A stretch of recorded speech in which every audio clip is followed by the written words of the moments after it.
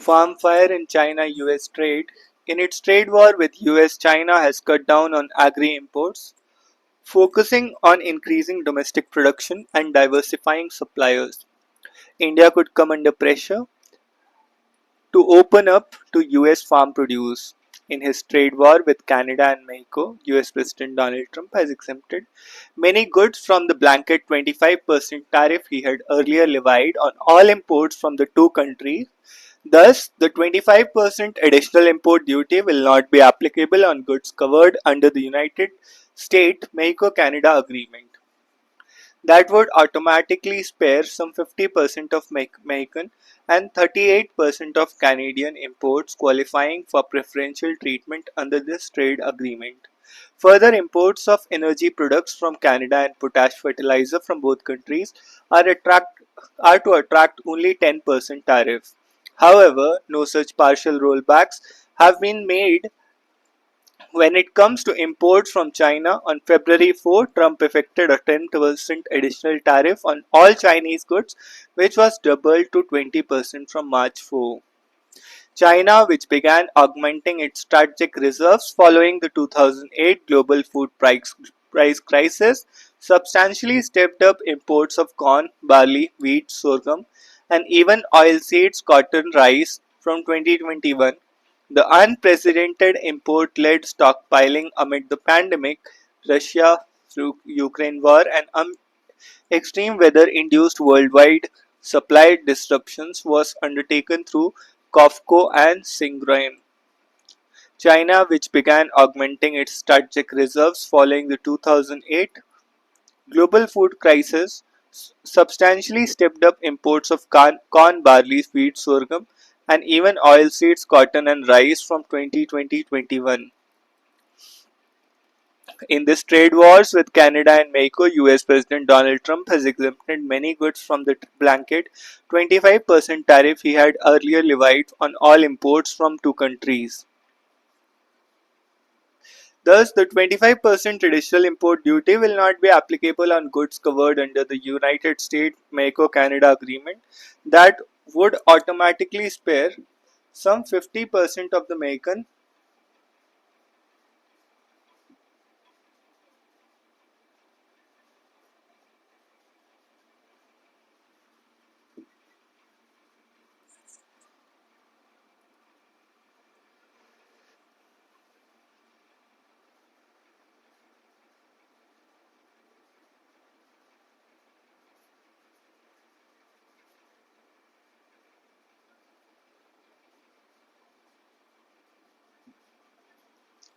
In his trade wars with Canada, Mexico, thus 25% additional import duty will not be applicable on goods covered under the United States-Mexico-Canada Agreement. That would automatically spare some 50% of the Mexican and 38%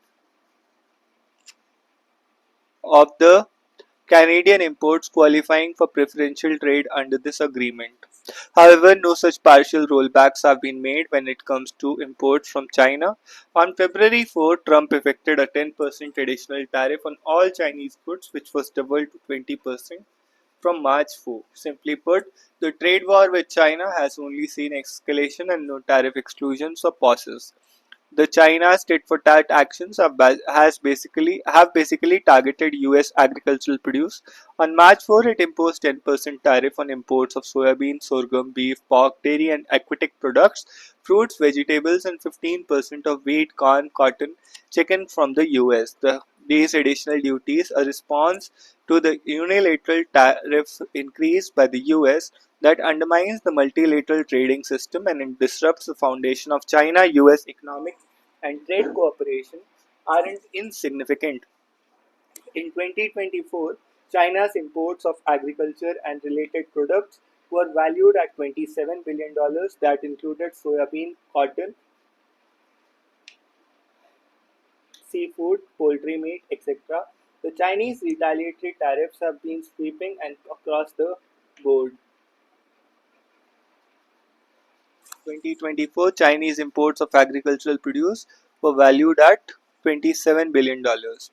The Chinese retaliatory tariffs have been sweeping and across the board, but even while selective, they have hit where it hurts the most, the US farming heartland, from the Midwestern soybean, corn, wheat growing states to the southern cotton belt, is already feeling the effects.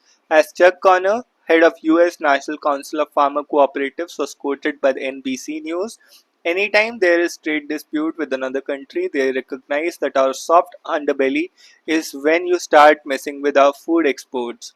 But China's tariff actions also appear to fit in with a national strategy to enhance food security through increasing domestic production and reducing import dependence, along with diversification of its supplier base.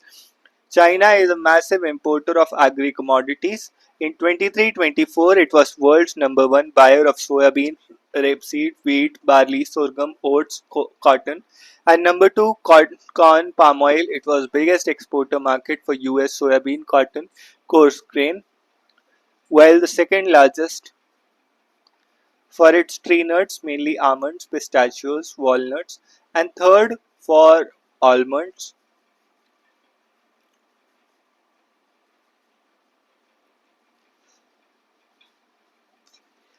and etc. To give an idea of how much China imports, take soybean. Last year it imported 102 million tons of this oil seeds. This was apart from 23 million tons of corn, 15 million tons of barley, and 13 million tons of wheat. India, by comparison, is major only importer of only one vegetable oil, 16 million ton, including 9 million ton of palm, 3.5 of sunflower, 3.4 of soybean, and pulses 4.7.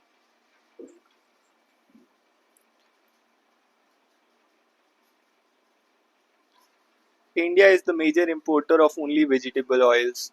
China has two state-owned uh, giants, COFCO China Oil and Foodstuff Corporation and Sinograin China Grain Reserves Group. The first one is a global trader that handled over 122 metric ton of agri commodities with revenues of $50 billion in 2023. COFCO has been promoted as a rival to the four ABCD dominant Western commodity trading firms. China, which began augmenting its strategic reserves following the 2008 global food price crisis, substantially stepped up imports of corn, barley, wheat, sorghum, and even oilseeds, cotton, and rice from 2020-21. But the above strategy has seemingly undergone a shift in the last couple of years. In April 23, the Chinese Ministry of Agriculture and Rural Affairs unveiled a report that projected an increase in the country's domestic output of grains, including soybean, from 694 million tons domestic output of grains 694 million tons and a reduction in imports from 148 to 122.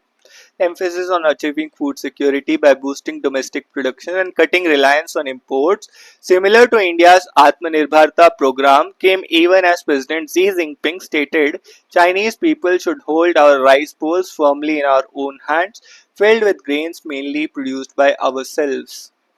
The US Department of Agriculture has projected sharp slides in China's imports of wheat, corn, barley, sorghum, and rapeseed for 24-25 marketing year. In case of soybean imports which are processed for oil and residual protein rich cake, fed to world's biggest swine population and one of the largest poultry flocks, aren't expected to fall much, but US share of China's soybean imports declined from 30% to 22%.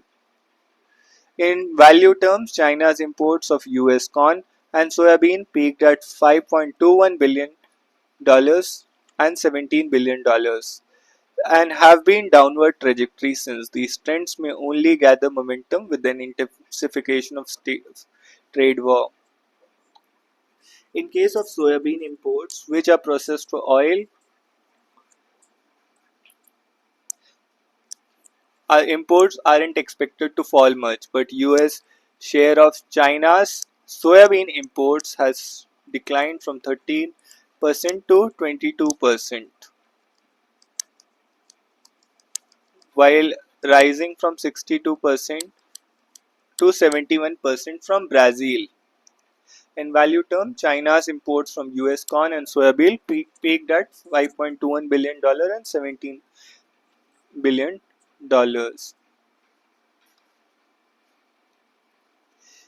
So how genes can affect Labrador's obesity risk? Among the five obesity-associated genes, the researchers identified this to be strongly associated with body mass and obesity.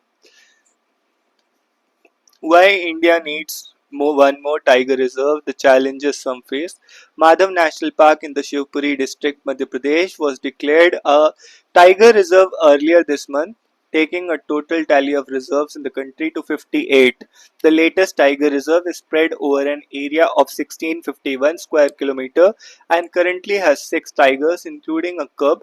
It is hoped that the notification of a new reserve will aid the movement of tigers in the Ranthambore-Kuno-Madhav National Park corridor, identified as a promising habitat for a growing tiger population. Although native elites in India have been hunting big game for millennia, it was during British rule that this activity reached an unprecedented scale. Even after independence, big game hunting flourished among Indian elites and tourists. For tigers, the apex predator of Indian forest, this had huge consequences. Madhav National Park was declared a tiger reserve earlier this month, taking the tally of such reserves to 58. The latest tiger reserve is spread over an area of 1651 square kilometer and currently has 6 tigers, including a cub. It is hoped that the notification of the new reserve will aid the movement of tigers in the Ranthambore Kuno Madhav National Park corridor, identified as a promising habitat for growing tiger population. Although native elites in India have been hunting big game for millennia, it was during British rule that this activity reached an unprecedented scale. Even after independence, big game hunting flourished among Indian elites and tourists. For tigers and the apex predator of India's forest, this had huge consequences. An alarm. Although native elites in India had been hunting big game for millennia, it was during British rule that this activity reached an unprecedented scale. Big game hunting flourished among Indian elites and tourists. An alarm about declining tiger population, the courtesy rapid deforestation to carve out farmland was sounded in 1916. 1969, Indira Gandhi-led Union government banned the export of tiger skins. The very same year, the landmark 10th Assembly of the IUCN in Delhi saw tigers being recognized as an endangered species and a resolution being adopted to put a moratorium on their killing. The government also launched a task force to address the issue, headed by the chairman of the Indian Board for Wildlife, Karan Singh. The recommendation of this task force paved the way for the launch of Project Tiger in April 1973, soon after the Wildlife Protection Act 1972 was passed. This project was meant to last only for 6 years initially but had continued to date. It was aimed at maintaining a viable population of tigers and preserving their habitat. Project Tiger was launched with 9 tiger reserves: Jim Corbett, Manas Assam, Jim Corbett Uttarakhand, Kanha Madhya Pradesh, Palamau Jharkhand, Ranthambore Rajasthan, Simlipal Odisha, Melghat Maharashtra, Bandipur Karnataka and the Sundarbans West Bengal. These reserves were notified in areas where national parks already existed and were provided funding through a centrally sponsored scheme. The purpose of the reserve was to create a core area where felling, grazing and movement of people except those involved in conservation activities was prohibited, and a buffer zone where human activity would be limited. Joining the dots, the report of the 2005 Tiger Task Force under Sunita Narayan noted. After amendments to the Wildlife Protection Act in 2005-6, NTCA, a statutory body, was created for oversight for the implementation of Project Tiger. India is home to 3681 tigers, range 3167 to 3925 as per the latest population estimates released in 22-23. The big cat occupy 89,000 square kilometer area as per NTCA. This is equivalent to the area of Jordan and larger than area of Austria. Tigers are broadly distributed across following landscapes: Shivalik Hills, Gangetic Plains, Central Indian Highlands, Eastern Ghats, Western Ghats, Northeastern Hills and Brahmaputra floodplains. Corbett with 260 tigers boasts the largest population of the big cat, followed by Bandipur, Nagarhole, Bandhavgarh. Bandhavgarh, Dudhwa, Mudumalai, Kanha. Bandhavgarh and Kanha. Among other states, Madhya Pradesh with the 785 has the biggest tiger population, followed by 563 in Karnataka, 560 in Uttarakhand, and 444 in Maharashtra. A recent study published in the journal Science said that between 2006 and 2018, the area occupied by tigers has gone up by 30%, and more interestingly, some 6 crore people live in around 45% of the area occupied by tigers. The study revealed that only 25% of the tiger habitats were in the core areas of the tiger reserves, while buffer areas accounted for 20% of the big cat's habitat. Today, there are 26 tiger reserves with a population of more than 50 tigers. In the remaining 27 reserves, there are concerns about the tiger density. There were some 16 reserves with either no tigers or male-only populations fewer than 5 tigers. Of particular concern is the situation across Telangana, Odisha, Jharkhand and Chhattisgarh, where tiger population has either remained static, declined or even gone locally extinct, as in the case of Satkosia Reserve in Odisha. Tiger density: there were 16 reserves with either no tigers or male-only populations of fewer than 5 tigers. The research published in Science has highlighted that poor socio-economic conditions, lack of political stability, insurgency, pressures of mining development projects, and competition for forest resources has contributed to this situation. Spanish fossils may represent unknown human species. Study large standing or upright stones sculpted by early humans found at sites around the world. In Mudumal megalithic menhirs in Telangana. The Mudumal megalithic menhirs in Telangana, Narayanpet district, are said to be the second World Heritage Site in the state and one of the 6 sites to be added to the tentative list by the World Heritage Center in 2025.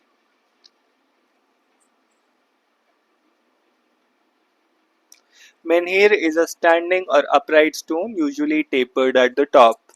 It is man-made in that it is sculpted and placed by humans and usually quite large.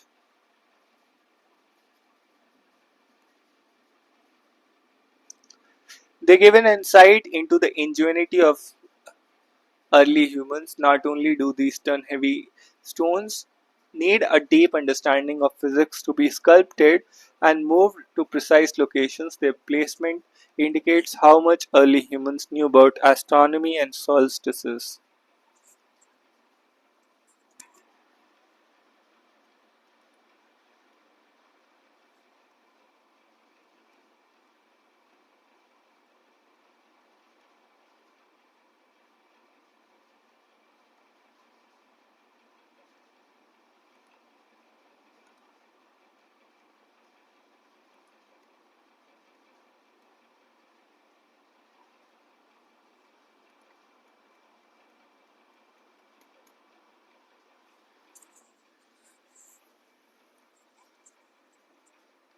US tariff, India's homework.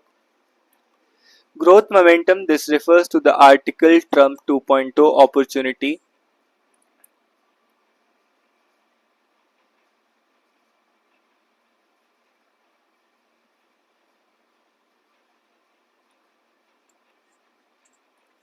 This refers to the article Trump 2.0 opportunity, the impact of US retaliatory tariffs on the ongoing global slowdown on India's GDP is inevitable. Instead of resisting this reality, India must proactively revisit past strategies and carve out a new growth trajectory. Attracting FDI in capital intensive sectors will be challenging in current economic climate. However, a shift in focus towards mid-tech FDI, particularly in industries like electronics and apparel, could be a game changer by leveraging its success in service exports. India can extend this model to mid-tech manufacturing, creating new avenues for economic expansion. This refers to the article and in economic encompassing color.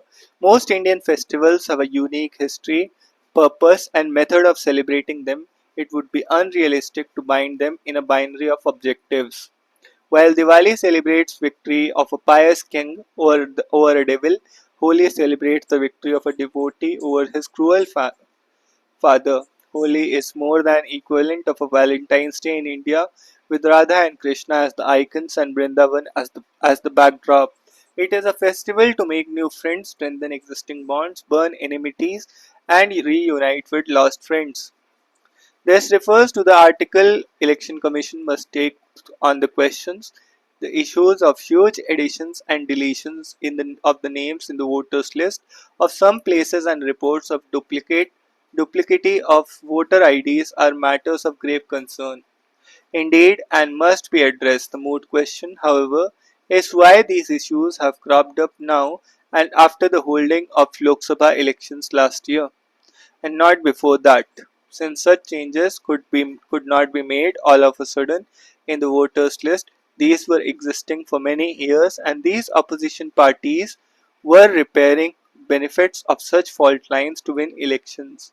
What is intriguing is that the writer himself, being a former election commissioner, is now showing his concern on the issues. He did not discern this point ever before and became vociferously articulate now and after demitting the high office he held.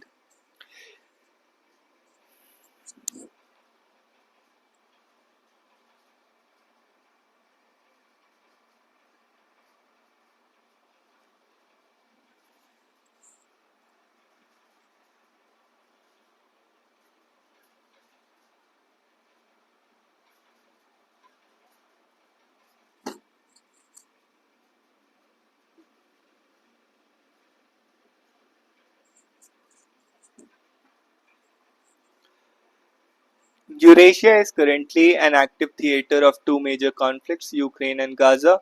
The US is an important player in both. What will happen to these conflicts under the new US dispensation is an important question. There are many in Donald Trump's administration, including high-profile leaders like Tulsi Gabbard, who believe that many conflicts that the US was engaged in the last couple of decades were unjust and unwarranted. In November last year, I wrote in these columns that Trump would be a disruptive president, but it would be a structured disruption this time. Would he work towards ending these wars? Developments in the last couple of months suggest that there appears to be certain method in what appears like disruption. Take for example the phase of at the White House between Trump and his deputy J.D. Vance with Zelensky. Many who watched the acrimonious exchange live on the TV screens concluded that the $5 billion worth Ukrainian rare earth minerals deal that the Trump government was eyeing over now as Zelensky was adamant about continuing war with or without the US support. The rare earth deal was to be signed that fateful afternoon last month at the Oval Office. We are going to sign the agreement at the conference in the East Room in a little while right after lunch. Trump announced before the start of the rare on-camera bilateral discussion with Zelensky. The proposed lunch never happened as Zelensky walked out of the White House after an acrimonious verbal duel with both Trump and Vance, leaving the entire world stunned. Zelensky had probably hoped that the rare earth deal, like the previous agricultural land exchange deals with the American corporate giants like the BlackRock, would help in his country to continue getting the support of new administration.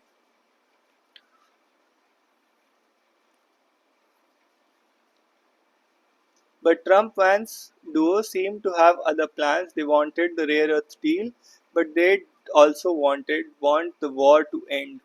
At the botched White House meeting, Trump categorically told Zelensky that he wanted the ceasefire, insisting that it would be a good damn thing, and then you tell us, I don't want a ceasefire. Look, if you can get a ceasefire now, I tell you, you take it so the bullets stop flying and your men stop getting killed. Zelensky insisted on securing guarantees before agreeing to a ceasefire. He even proceeded to London from Washington, D.C., and received the endorsement of few European leaders for his stand. But he and those European leaders knew well that without US support, Ukraine did not stand much the chance. In less than a couple of weeks, the Ukrainians went back at the negotiating table with their American counterparts in Saudi Arabia. While the Americans got their rare earth minerals, the Ukraine has announced a month-long ceasefire. Ukrainians were back at the negotiating table while the Americans got their rare earth minerals. Ukraine had announced a month-long ceasefire. It depends on how Putin responds to this Ukrainian initiative and whether Trump would be able to bring the Russian president to the negotiating table. But it can be safely concluded that the war in Ukraine is coming to an end, if not a final resolution. The ceasefire may now continue for many more months to come, unless Putin thinks otherwise. The Ukraine war was mired in many controversies. Barbara Bonte, a Belgian MEP, wrote last November to the EU Parliament that American companies like Cargill, BlackRock, Oaktree Capital Management, and Bungie Limited, for instance, have reportedly gained control over much of Ukraine's farmland. Some believe that continuation of war was for the benefit of US corporate interests, while others may find that its ending too is benefiting US economic interests, especially since Ukraine is surrendering rare earth minerals to that country. This was a war thrust on the people of Ukraine by the Western powers. It took a large toll of lives in Ukraine, which estimates hovering around 1 million casualties. At the root of war in Ukraine, which began more than 3 years ago, is the question that of NATO expanding its territory to include newer countries. Russians under Putin were unwilling to allow the American missiles to be placed on their borders after Ukraine joined NATO. That was the crux of the negotiations. Barbara Bonte, Belgian MEP, wrote last November that American companies like these have reportedly gained control over much of Ukraine's farmland. Some believe that continuation of war for the benefit of was for the benefit of US corporate interests, while others may find that its ending too is benefiting the US economic interest. This this was a war thrust on the people of Ukraine by the Western powers. It took a large toll of lives in Ukraine, with estimates hovering around 1 million casualties. At the root of war in Ukraine, which began more than 3 years ago, is the question of NATO expanding its territory to include newer countries. Russians under Putin were unwilling to allow American missiles to be placed on their borders after Ukraine joined NATO. That was the crux of the negotiations until April 22 between Ukraine and Russia. Even while Russia started rolling into Ukraine, these there were reports that Russians would withdraw to their pre-22 positions in exchange for Ukraine agreeing to not pursue its desire to join NATO. But again, it was the US and UK leadership that egged on the Ukrainians led by Zelensky to abandon those negotiations and engage instead in a war with a promise in all-out support. Boris Johnson, Prime Minister of the UK, visited Kiev in April that year and is said to have advised Zelensky to abandon talks with Russia because Putin cannot be trusted and the West is not keen on ending the war. It was the Biden Boris duo that forced reluctant European capitals like Paris and Brussels to plunge into the war in support to Ukraine. There was no evidence that Russia intended to take over entire Ukraine in time. There was mistrust about Putin's intentions, but the issues at stake were in question of autonomy for the Donbas region and Ukraine's insistence on joining NATO. It was the support of the US and the EU that sustained the war for 3 years. Trump blamed his predecessor Biden for the war and insisted that he would end it.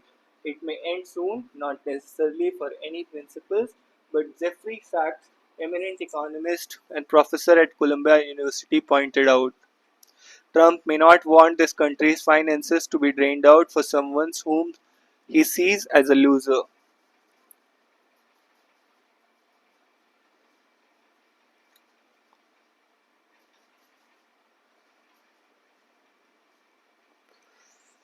Think a BIT differently. Revised Model Bilateral Investment Treaty text is an opportunity to tailor it to the current global economic realities. Announcement on the revision of Model Bilateral Investment Treaty text was made in the Union Budget 25 to make it more investor friendly. The last revision was in 2015, which was aimed at balancing investors' rights and obligations. As the government considers a new version, it is imperative that the legalese of the text reflects the current economic realities. BITs are also referred to as international investment agreements are a tool to providing assurance to foreign investors against measures that may adversely impact their investments. These treaties are legally enforceable.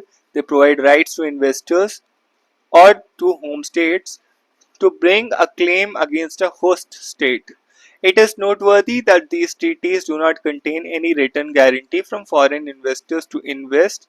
An assurance towards the protection of investments is postulated to encourage foreign investors to invest in an alien territory.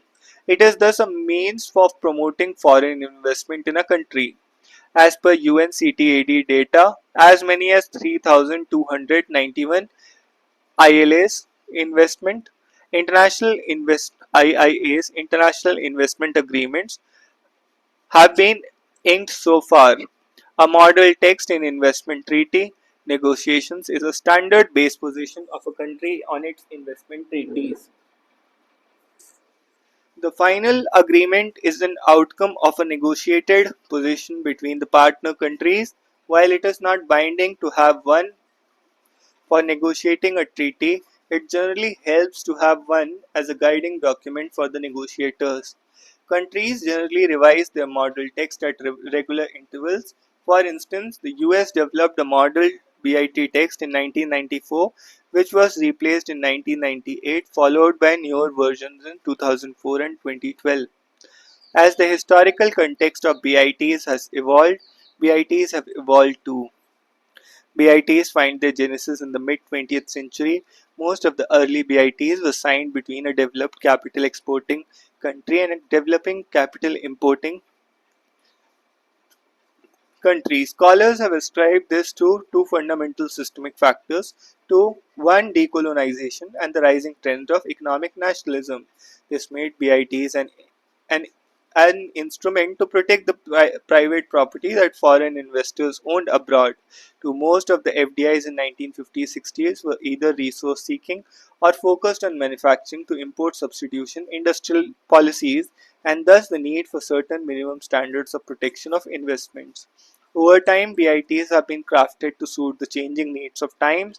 The first ever international treaty did not contain the investor state dispute settlement, which is now held as a quintessential aspect. ISDS, International Investor State Dispute Settlement. Investor State Dispute Settlement. Investor State Dispute Settlement. Investor State Dispute Settlement. Investor State Dispute Settlement. Investor State Dispute Settlement. Investor State Dispute Settlement. Investor State Dispute Settlement. Investor State Dispute Settlement. Investor State Dispute Settlement. Investor State Dispute Settlement. Investor State Dispute Settlement. Investor State Dispute Settlement. Investor State Dispute Settlement. In the early 1990s, with the NAFTA agreement, pre-establishment commitments were introduced in the investment treaties. The traditional commitments were on the host state to provide protection for foreign investments and investors. NAFTA introduced the liberalization of foreign investment regime in the establishment and operation of investments. This then became the norm for several investment treaties that followed, which innovated on a mix of protection or liberalization elements.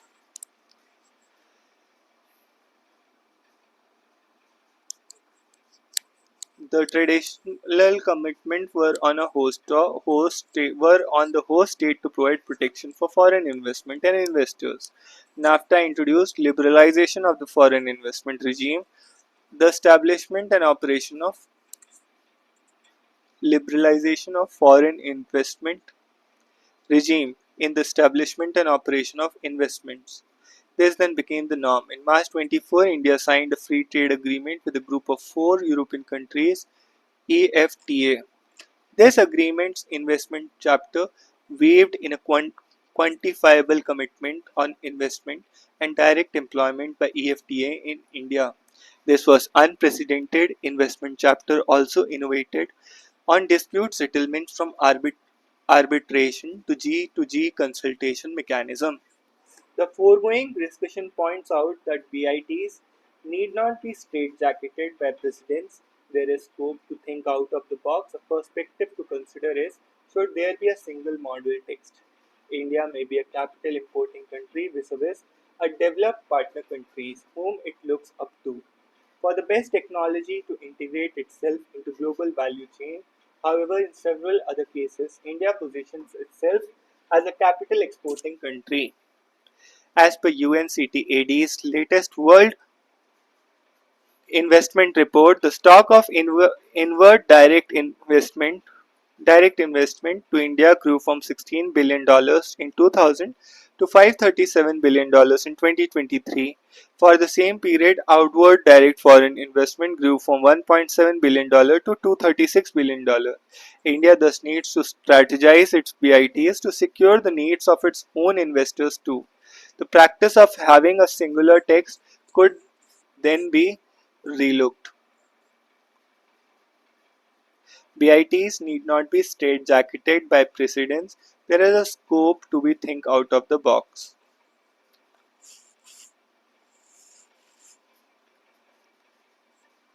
Another aspect that could be given is to rethink how to deal with the MFN clause.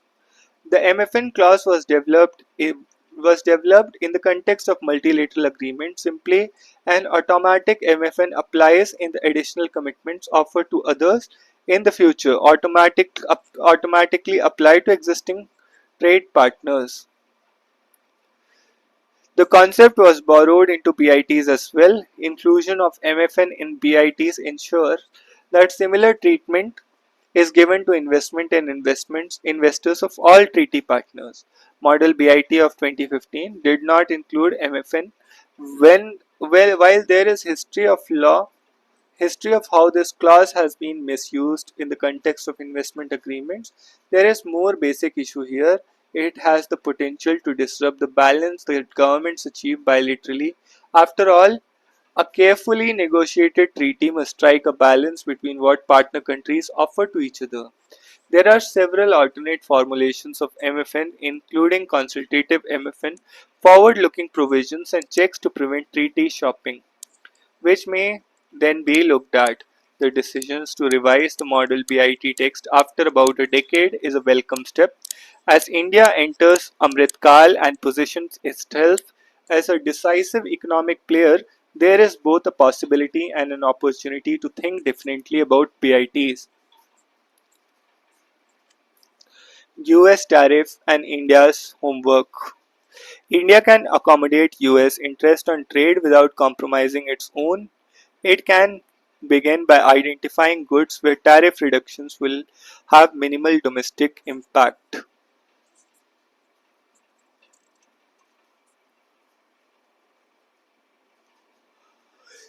With Trump's reciprocal tariff policy likely to kick in from April 2, India has to be ready with its response. Should it be retaliatory or cooperative for a possible win-win game for both countries? US Secretary of Commerce Howard Lutnick recently said India needs to step out of its existing model and open up markets as both nations work towards a great trade deal. Trump-Modi meeting last month envisioned Mission 500, targeting to increase a bilateral trade to $500 billion by 2030, up from about little less than $200 billion in 2023. This is a massive jump which will need each side to accommodate the others' interest. In our opinion, this offers an opportunity for a win-win game, provided we play our cards smartly and not retaliate. Commerce Minister Piyush Goyal's next trip to the US will decide how far we succeed in our strategy with cooperation and understanding. President Donald Trump seems determined to reset world trade with his reciprocal tariff policy. There is no doubt that most major trading partners of the US have enjoyed low import duties in the US while exporting their goods, while they have been kept their import duties while they have kept their own import duties relatively high. At the heart of Trump's reciprocal tariff policy is a simple logic. A tariff imposed on American goods will lead to retaliation.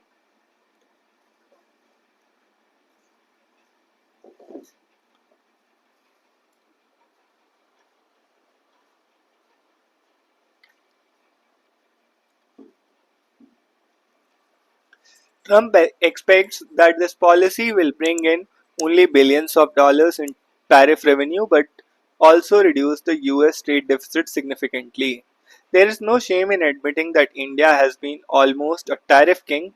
As Trump has taunted many times, India's tariffs are multiple times of what US imposes. According to WTO data, India imposes 5.2 times higher tariffs than what the US charges on Indian goods. The disparity across other key trade partners is as well: Canada 1.2, Mexico 2.1, EU 1.5 and China 2.3. The imbalance is even worse for agricultural produce. India's agricultural tariffs are 7.8 times higher than what the US imposes on Indian farm exports. Canada 2.96, Mexico 2.38, EU 2.16 and China 2.8. US trade deficit in goods and services hit $918 billion in 2024, and this is a major concern for Trump. The goods trade deficit alone stood at $1,200 billion and partly offset by a $293 billion surplus in the service trade. China remains the biggest driver of this deficit. So India's stakes are high. The US is India's largest trading partner, and how can India accommodate US interest without rocking the boat? This is crux of any negotiation. Energy and defense are two big ticket items. To accommodate US interest in FY 23-24, India imported crude oil and petroleum worth $140 billion. Russia accounted 34% of that, Iraq 20%, Saudi Arabia 16% and US 4%. India can easily increase its energy purchases from the US if need be, top it up with some high-tech defense purchases like F-35 fighter jets. This can easily balance the US trade deficit with India. From India's perspective, the ongoing US-China trade war will create new opportunities for India, especially in labor-intensive products, including toys, textiles, and leather items. But India must begin identifying goods and tariff reductions which will have minimal domestic impact and accommodate US interest. Some of the highest duties are on alcoholic beverages and tobacco products, whiskey, vodka, rum, etc., which face high duties as 150%. Similarly, automobiles and EVs are taxed up to 125%, while key agricultural products range 50 to 100%. Does it make sense to keep these tariffs so high? In some sensitive cases, yes, but in other they are excessive. In our opinion, all excessive high tariffs need to be brought down to maximum 50%. If these industries cannot survive even with a 50% tariff protection, it is not worth protecting them. Negotiations are going to be tough in agriculture given its sensitivity to in India. From the US perspective, its agricultural exports, including soybean, maize, and cotton, on which India imposes 45%, 50%, 5%. A whopping 150% tariff is imposed on food preparations, another major export item, 5.7 billion. Skimmed milk powder attracts 60%. Best way India to negotiate tariff quotas and give some excess would be to negotiate tariff rate quotas. In return, India could ask for greater market access for its many exportable agri-products, including pomegranates, grapes, mangoes, bananas, Indian snacks, etc. The onus lies on India to build an effective export line for the US, taking care of the sanitary and phytosanitary standards concerns. India to do this do needs to do this homework to frame a win-win strategy. Sir Keir Starmer has so far navigated the caprice of the current White House administration shrewdly. He has been warmly received in Washington, but avoidance of conflict should not be confused with significant leverage.